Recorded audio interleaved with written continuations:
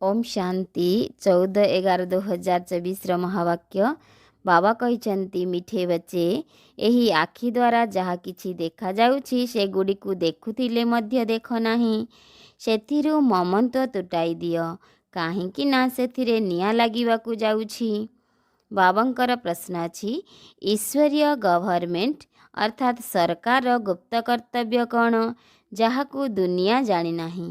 उत्तर ईश्वरीय गवर्नमेंट आत्मा मानकु पवित्र करी देवता कराउछि। एहा हेउछि बहुत गुप्त कर्तव्य जहाकु लोकमाने बुझी पारिबे नाही। जेतेबेले मनुष्य देवता हेबे सेतेबेले तो नरकवासी स्वर्गवासी होई पारिबे। वर्तमान मनुष्य मानकर पूरा चरित्र को विकार गुड़िक संपूर्ण रूपे बिगाड़ी देइछन्ति। एबे तुमे माने समस्तंको श्रेष्ठ चरित्रवान कराइबार सेवा करुछ। एहा ही हेउछि तुमर मुख्य कर्तव्य। ओम शांति। जेतेबेले ओम शांति कहा जाउछि से समय रे निजर स्वधर्म एवं घर मने पड़ुछि किंतु केवल घरे बसीगले हेबो नाही। बाबांकर संतान होइछ तेणु निश्चय स्वर्गर संपत्ति भी मने पड़िबो। ओम शांति कहिबा द्वारा सारा ज्ञान बुद्धि रे आसी जाउछि। मु आत्मा शांत स्वरूप शांतिर सागर बाबांकर संतान अटे। जेउ बाबा स्वर्गर स्थापना करुछन्ति सेई बाबा हमकु पवित्र शांत स्वरूप कराउछन्ति। मुख्य कथा हेउछि पवित्रतार। पवित्र दुनिया एवं अपवित्र दुनिया रहिछि। पवित्र दुनिया रे कोनोसी विकार न थाए। अपवित्र दुनिया रे पांच विकार रहिछि। एथिपाई एहाकु विकारी दुनिया कुहा जाए। ताहा हेउछि निर्विकारी दुनिया। निर्विकारी दुनिया रु सीढ़ी ओल्हाई ओल्हाई पुणी तळकु विकारी दुनिया को आसी थांती। ताहा हेला पवित्र दुनिया एवं एहा अपवित्र दुनिया। राम राज्य एवं रावण राज्य अटेना। समय को नेई दिन एवं रातिर गायन करा जाइछि। ब्रह्मांकर दिन एवं ब्रह्मांकर राति। दिन सुख राति दुख। राति रे बाट बणा होई थांती किंतु वास्तव रे रात्रि रे तो केही बाट बणा होई न थांती। किंतु भक्ति रूपक रात्रि को बाट बणा हेबा कहा जाउछि। तुमे संतान माने एठाकु आसीछ सद्गति पाइबा पाई। तुम आत्मा रे पांच विकार कारणरू पाप थिला। सेथि मध्यरु मुख्य हेउछि काम विकार जहा द्वारा मनुष्य पाप आत्मा हेउछन्ति। एकथा प्रत्येक जानिछन्ति जे आमे पतित अटु भ्रष्टाचाररू जन्म होइछु। एकमात्र काम विकार कारणरू ही सबु क्वालिफिकेशन अर्थात योग्यता बिगिड़ी जाइछि।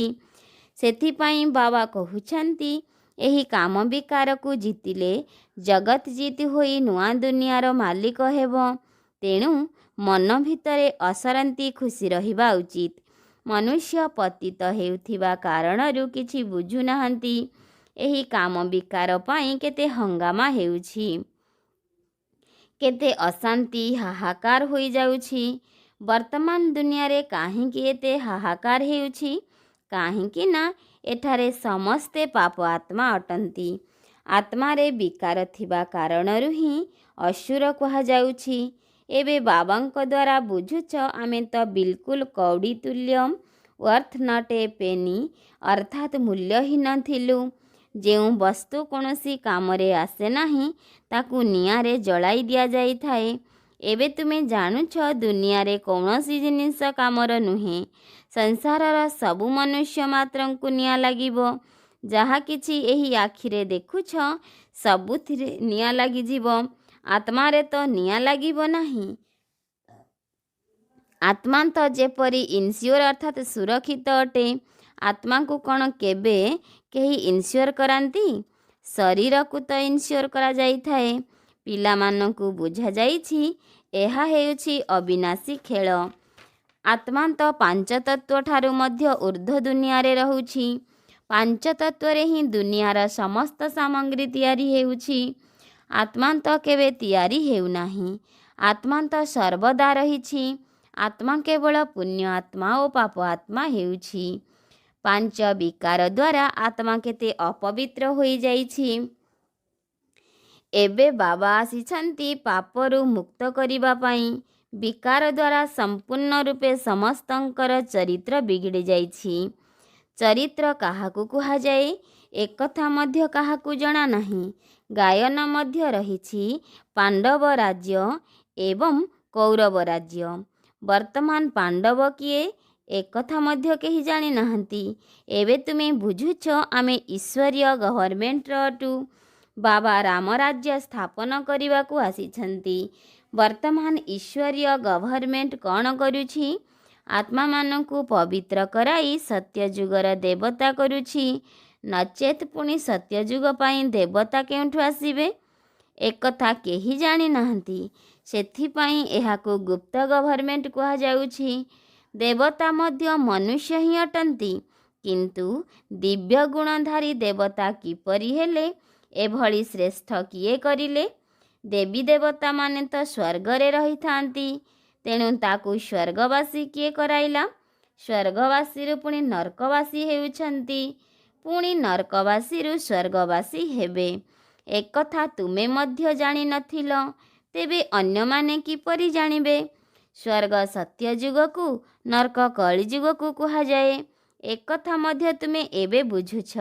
ଏହିପରି ଡ୍ରାମା ତିଆରି ହୋଇଛି। ଏହି ପାଠ ପଢ଼ା ହେଉଛି ପତିତରୁ ପବିତ୍ର ହେବା ପାଇଁ। ଆତ୍ମା ହିଁ ପତିତ ହେଉଛି। ପତିତରୁ ପବିତ୍ର କରାଇବା ଏହି ଧନ୍ଦା ବାବା ହିଁ ତୁମକୁ ଶିଖାଇଛନ୍ତି। ତୁମେ ପବିତ୍ର ହେଲେ ପବିତ୍ର ଦୁନିଆକୁ ଚାଲିଯିବ। ଆତ୍ମା ପବିତ୍ର ହେଲେ ଯାଇ ସ୍ୱର୍ଗ ଦୁନିଆକୁ ଯିବା ପାଇଁ ଯୋଗ୍ୟ ହେବ। ଏହି ଜ୍ଞାନ ତୁମକୁ ଏହି ସଙ୍ଗମ ଯୁଗରେ ହିଁ ମିଳୁଛି। ବାବାଙ୍କ ଦ୍ୱାରା ପବିତ୍ର ହେବାର ଅସ୍ତ୍ର ମିଳୁଛି। ଏକ ବାବାଙ୍କୁ ହିଁ ପତିତ ପାବନ କୁହାଯାଉଛି। କହୁଛନ୍ତି ଆମକୁ ପବିତ୍ର କର। ଏହି ଲକ୍ଷ୍ମୀନାରାୟଣ ସ୍ୱର୍ଗର ମାଲିକ ଥିଲେ। ପୁଣି 84 ଜନ୍ମ ନେଇ ପତିତ ହୋଇଛନ୍ତି। ଶ୍ୟାମ ଏବଂ ସୁନ୍ଦର। କୃଷ୍ଣଙ୍କ ନାମ ମଧ୍ୟ ଏହିପରି ରଖାଯାଇଛି।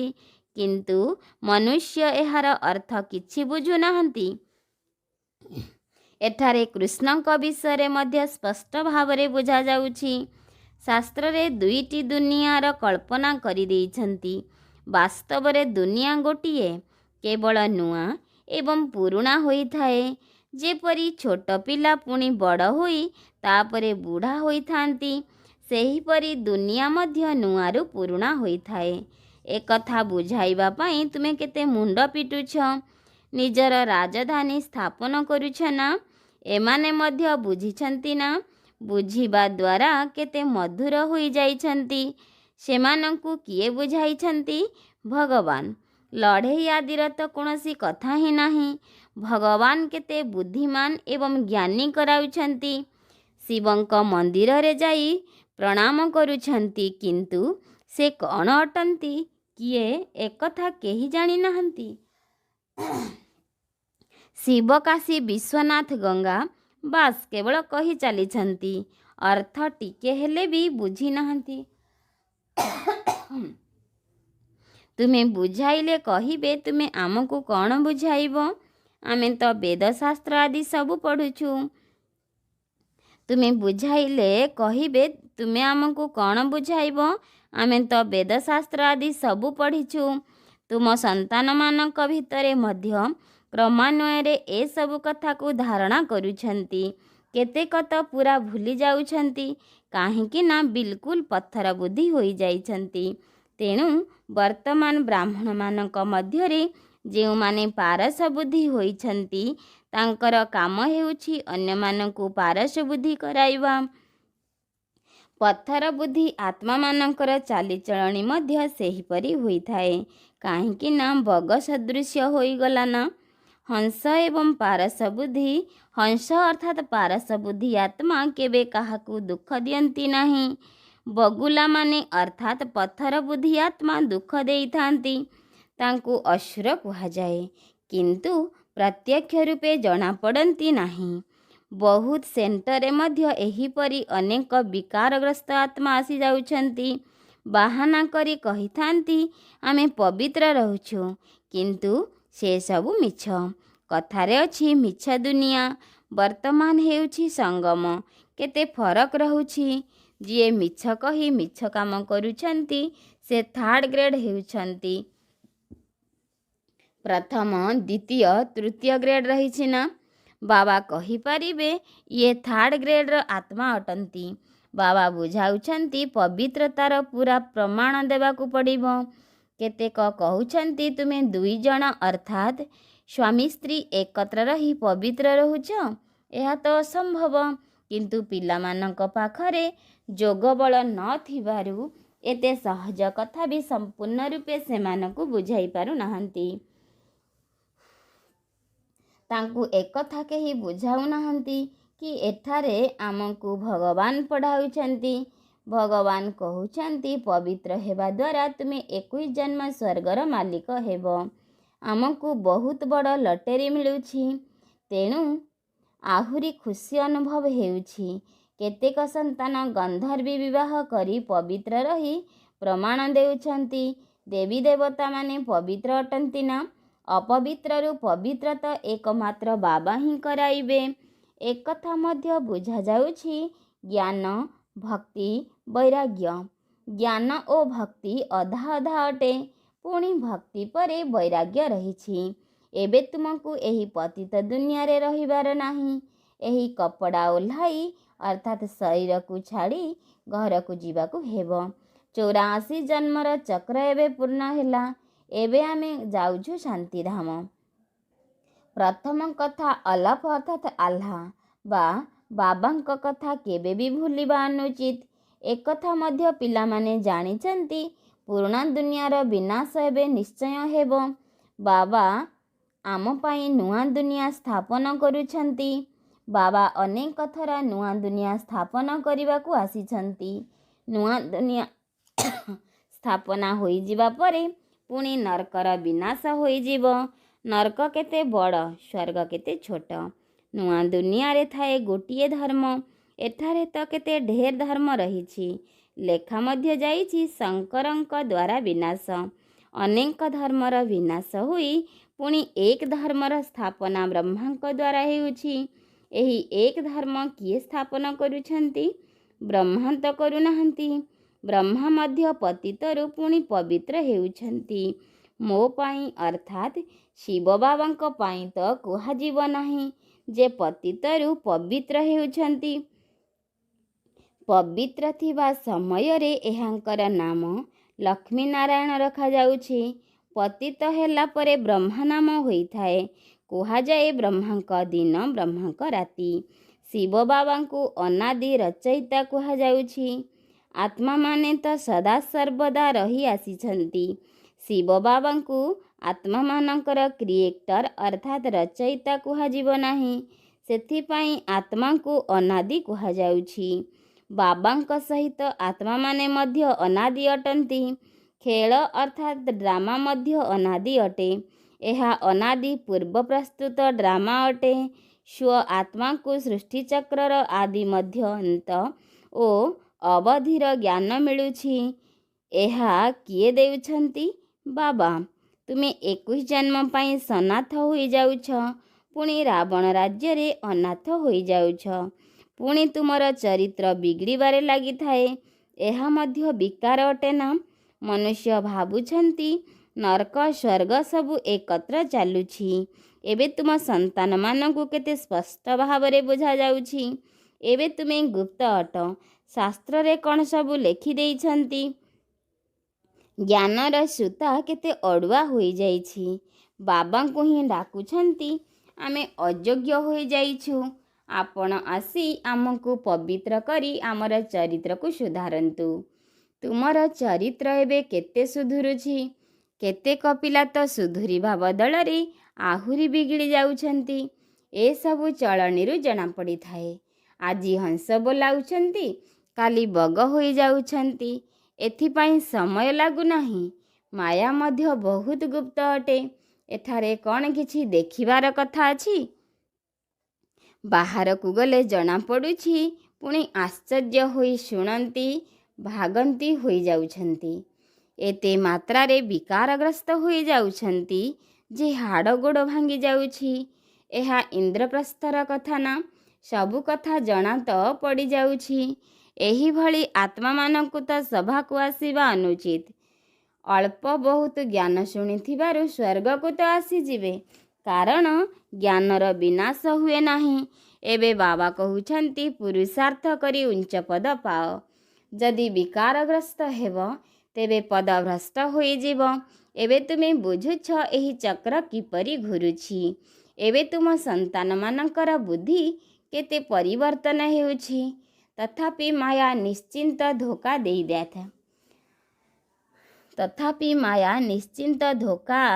ଦେଇଥାଏ। ଇଚ୍ଛା ମାତ୍ରମ୍ ଅବିଦ୍ୟା ହୁଅ। କୌଣସି ଇଚ୍ଛା ରଖିଲେ ପୁରୁଷାର୍ଥ ସରିଲା। ୱାର୍ଥ ନଟ୍ ଏ ପେନି, ଅର୍ଥାତ୍ ପାଇ ପଇସାରୁ ହୀନ ହୋଇଯାଉଛନ୍ତି। ଭଲ ଭଲ ମହାରଥୀମାନଙ୍କୁ ମଧ୍ୟ ମାୟା କୌଣସି ନା କୌଣସି ପ୍ରକାର ଧୋକା ଦେଇଥାଏ, ଯାହାଦ୍ୱାରା କି ସେମାନେ ବାବାଙ୍କ ହୃଦୟରେ ସ୍ଥାନ